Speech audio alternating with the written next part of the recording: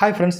Artificial intelligence சுருக்கமாக AI தொழில்நுட்பம் சார்ந்த மக்கள் மத்தியில் இது அதிகமாக பேசுபொருளாக ஆகியிருக்கு. இதற்கு காரணம் என்னன்னா, வரக்கூடிய 5 அல்லது 10 வருடங்களில் நம்மளோட வேலை வாய்ப்பை எல்லாமே அதை எடுத்துக்கிறோம் அப்படின்றது தான். இதுக்கு வரலாறு மூலமாக ஒரு பதில் அளிக்கலாம்.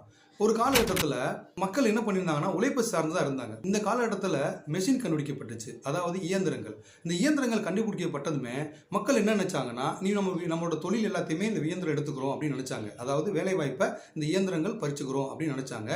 ஆனால் அது நடக்கலை. இயந்திரங்கள் இன்னும் வேலை வாய்ப்பை அதிகமாக்குச்சு. சரி, 2வது கட்டத்துக்கு வருவோம். கணினித்துறை வந்ததுமே இன்னைக்கு எல்லாமே ஆஃபீஸில் உட்காந்து வேலை பார்க்க போகிறாங்க. இப்பயும் நம்மளுக்கு வேலை வாய்ப்பு போயிடும் அப்படின்னு நினச்சாங்க. ஆனால் கணினித்துறை இன்னும் வேலை வாய்ப்பு அதிகமாக்குச்சு. குறிப்பாக சொல்ல போனோம்னா, இன்னைக்கு கிராமங்களில் யூடியூப்பில் சம்பாதிக்க மக்கள் நிறைய பேர் வந்துட்டாங்க. இப்போ 3வதாக ஏஐ வந்ததுமே அதே தான். இது வேலை வாய்ப்பை பறிச்சிடும். நிச்சயமாக பறிக்காது, இன்னும் வேலை வாய்ப்பை அதிகப்படுத்தும். அதனால எதையும் பாசிட்டிவாக அணுகும்.